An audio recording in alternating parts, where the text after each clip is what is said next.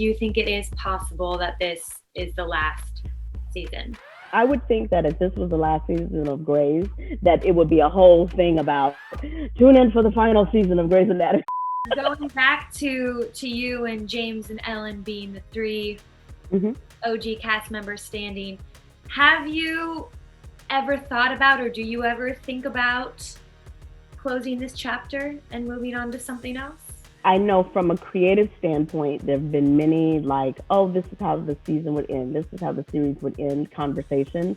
And then they all end up, mute because of a myriad of reasons, because the network's not ready, the studio's not ready, the fan base isn't ready, the numbers are too good. I think that collectively they've decided, what, we're not going to put an end on it. We're just going to wait and see, especially in light of what's happening right now. It's like, do we want the last season to be about COVID, or do we want it, us to be able to put some nice ribbons around it with rainbows and balloons and things. The promo that we saw for this week's episode, yeah, I imagine it's going to be a very big episode for Bailey. We see Ben bringing in a patient. I think we hear Bailey saying, "Mom." Right. What can you tell me? Yeah, well, my mom, bless her heart, is having some breathing issues. Mom! I brought my parents to Seattle so they can be closer to me, trying to be a responsible daughter. Found, a decent, I thought, place for them to live. But, this is Seattle, right at the beginning of the pandemic. And, nursing homes, nursing facilities, they were the first ones, like, really, really hit. So we're going to delve into, what that is from a medical perspective. This one is close to home. This one is a family member. We already have our, babies there in the hospital with Meredith and Krause.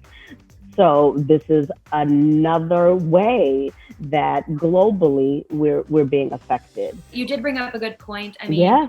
A lot of Bailey's loved ones are infected with COVID-19. Meredith, Tom, potentially her parents. How is Bailey doing? So I think we were able to show, starting from the first episode, that what was important to her was keeping her mental health on point, right? Not being able to be with her family. Ben, even though he comes in for the clap out, he still is there to ground her, keep her grounded so that she can do her job. I think we've been able to reveal, especially, from Bailey's point of view, that this pandemic is just getting bigger and bigger, and that it's not calming down at any point.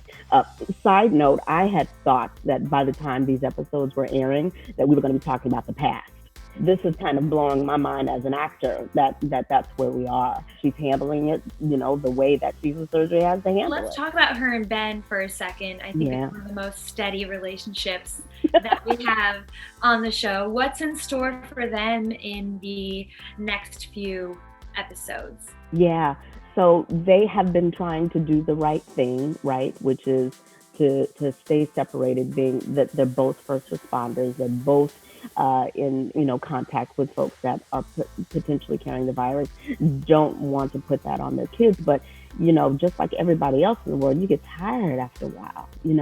We can only be separated for so long, and a plan that theoretically was supposed to last 15 days is now in its 10th month.